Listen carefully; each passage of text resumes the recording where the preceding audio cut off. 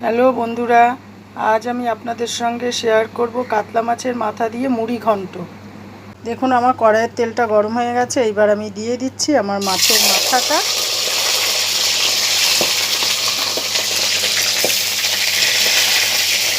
তারপর আমি দিয়ে দেবো পরিমাণ মতো নুন আর একটু হলুদ।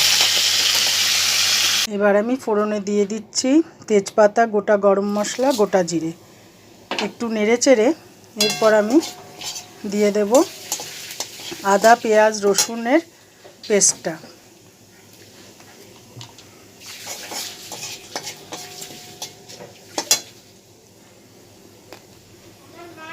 দেখুন আমি আদা, পেঁয়াজ, রসুনটা এবার কষিয়ে নেব। নুন হলুদটা দিয়ে দিয়েছি।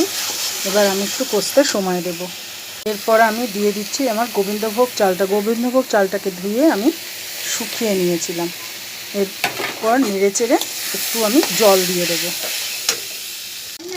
এবার আমি নেড়ে চেড়ে জল দিয়ে দেবো।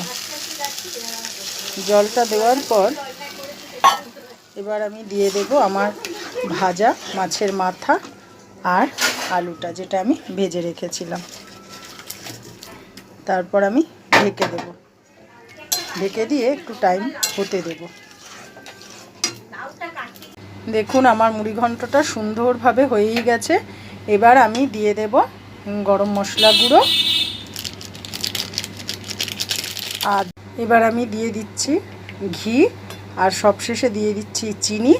এইভাবে আমি আপনাদের সঙ্গে আমার মুড়ি ঘন্টটা শেয়ার করলাম।